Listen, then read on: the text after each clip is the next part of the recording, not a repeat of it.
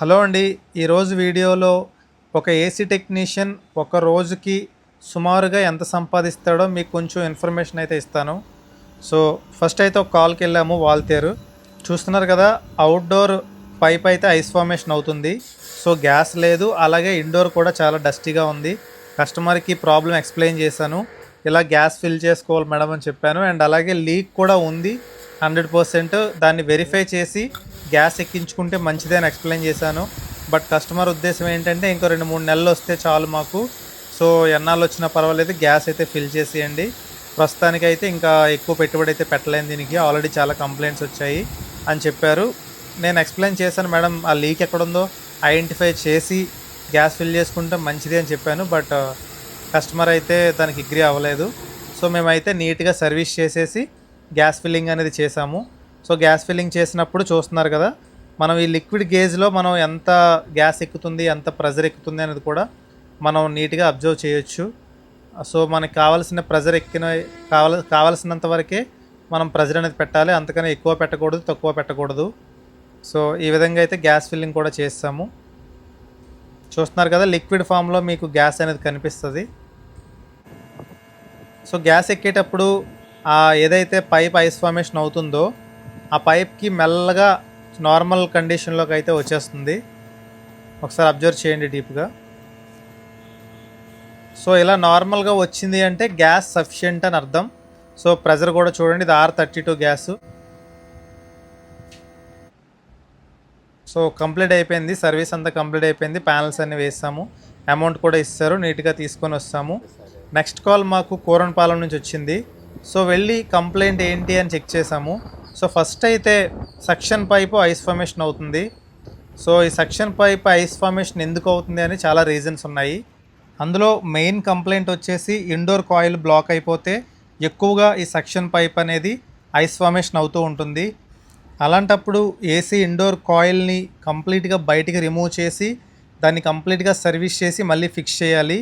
అలాగే రెండవ రీజన్ వచ్చేసరికి సక్షన్ పైప్ అనేది ఎక్కడైనా బ్లాక్ అయినా, ఎక్కడైనా ఫించ్ అయినా కూడా ఈ ఐస్ ఫార్మేషన్ అనేది జరుగుతుంది.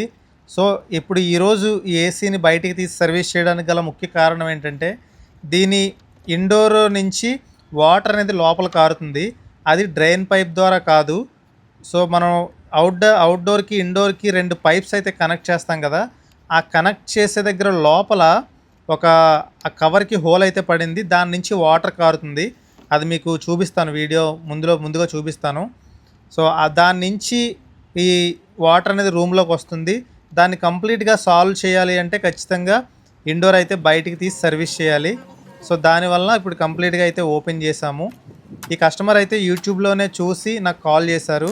చాలామంది ఇప్పటివరకు టెక్నీషియన్స్ వచ్చారు, పైపైనే సర్వీస్ చేసి వెళ్ళిపోయారు, బట్ మాకు ప్రాబ్లం అయితే సాల్వ్ అవ్వలేదని చెప్పి చాలా బాధపడ్డారు.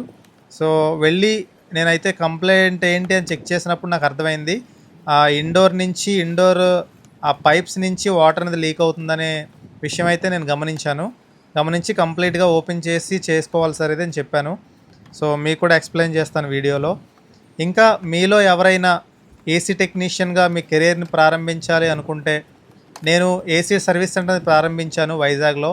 మీలో ఎవరికైనా నేర్చుకోవాలి అని ఇంట్రెస్ట్ ఉంటే ఖచ్చితంగా నేను డిస్ప్లే మీద నెంబర్ ఇస్తాను, దానికి వాట్సాప్ అయితే చేయండి.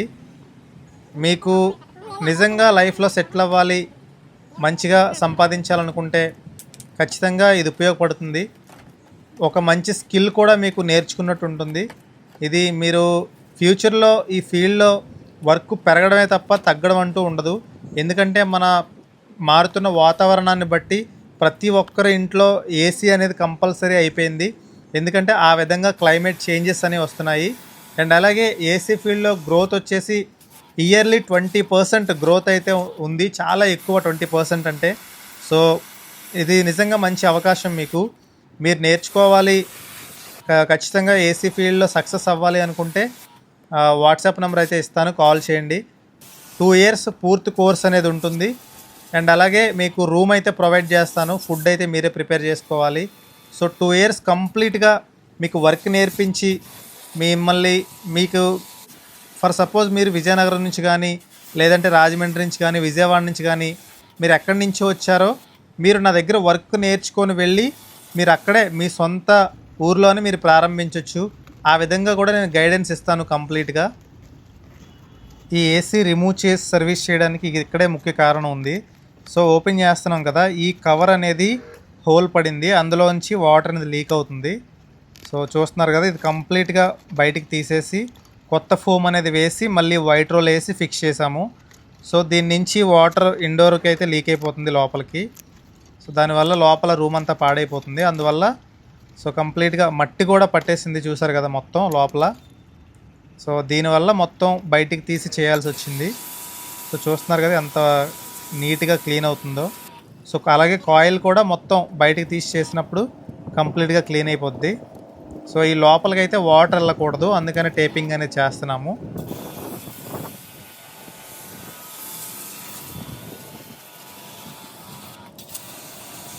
మీరు కూడా ఈ సర్వీస్ చేసుకోవాలనుకుంటే డిస్ప్లే మీద నేను నంబర్ ఇస్తాను, కాల్ చేయండి. వైజాగ్లో మాత్రమే ప్రస్తుతానికి ఈ సర్వీస్ అనేది ప్రొవైడ్ చేస్తున్నాము. సో కంప్లీట్గా ఈ విధంగా అయితే సర్వీస్ చేసి మళ్ళీ నీట్గా ఫిక్స్ చేస్తాము. ఇలా రిమూవ్ చేసి ప్రతి ఏసీ కూడా అట్లీస్ట్ 3 to 4 ఇయర్స్కి ఒకసారైనా కంప్లీట్గా రిమూవ్ చేసి సర్వీస్ చేసుకోవాలి. ఎందుకంటే నార్మల్గా జెట్ సర్వీస్ చేసినప్పుడు లోపల వైపు ఇంకా డస్ట్ అనేది ఉండిపోతుంది. అంటే రెగ్యులర్గా చేసుకుంటే ఎవ్రీ 6 monthsకి చేసుకుంటే ఎటువంటి డస్ట్ అనేది బ్లాక్ అవ్వదు. బట్ రెగ్యులర్గా చేయకుండా మీరు ఇయర్లీ ఒకసారి 1.5 yearకి ఒకసారి ఎప్పుడైనా సర్వీస్ చేయించారంటే ఈ లోపే డస్ట్ అంతా బ్లాక్ అయిపోద్ది. అది మళ్ళీ సర్వీస్ చేసినా కూడా అది బయటికి రాదు, మొత్తం లోపల పేరుకుపోతుంది, దానివల్ల లోపలికి రాదు. మీరు ఆ కండిషన్ చూడాలంటే దీనికంటే ముందు ఒక వీడియో అప్లోడ్ చేశాను. సో ఆ వీడియో ఒకసారి చూడండి, మీకు అర్థమవుతుంది క్లియర్గా. కాయిల్తో పాటు మిగతా ప్యానల్స్ అన్నీ కూడా కంప్లీట్గా సర్వీస్ చేస్తాము. సో ఈ విధంగా అయితే సర్వీస్ ఉంటుంది. ఇండోర్తో పాటు అవుట్డోర్ కూడా కంప్లీట్గా కండెన్సర్ అంతా క్లీన్ చేస్తాము. ఎందుకంటే ఇది కూడా నీట్గా ఉండాలి. కండెన్సర్ నీట్గా ఉంటేనే హీట్ అనేది త్వరగా బయటికి వెళ్ళిపోయి మీకు మంచి కూలింగ్ అయితే వస్తుంది. అలాగే కంప్రెసర్ మీద కూడా తక్కువ లోడ్ పడుతుంది అవుట్డోర్ ఎప్పటికప్పుడు చేసుకోవడం వల్ల. చూసారు కదా, ఫైనల్గా ఈ విధంగా మళ్ళీ కొత్త ఫోమ్ వేసి నీట్గా వైట్ రోల్ వేసి మొత్తం ఫిక్స్ చేసాము. సో అలాగే ఇండోర్ అవుట్డోర్ పైప్స్ కూడా, కాపర్ పైప్స్ కూడా మొత్తం ఫోమ్స్ అయితే వేసాము, కొత్త పైప్స్, కొత్త ఫోమ్స్. స్టార్టింగ్ మీరు చూసుంటే మీరు అర్థమవుతుంది, పాత ఫోమ్స్ అన్నీ చిరిగిపోయాయి. ఇప్పుడు దీన్ని ఫిక్స్ చేయడమే పెద్ద టాస్క్, ఎందుకంటే చాలా రిస్కీ సైట్ ఇది. చూస్తున్నారు కదా, చిన్న స్లేడ్ మాత్రమే ఉంది, ఇది 5th floorలోని. సో చిన్న స్లేడ్ మాత్రమే ఉంది, థర్డ్ సపోర్ట్ తీసుకొని మొత్తం ఫిక్స్ చేసాము. చూస్తారు కదా, చాలా రిస్కీ అనమాట ఇది.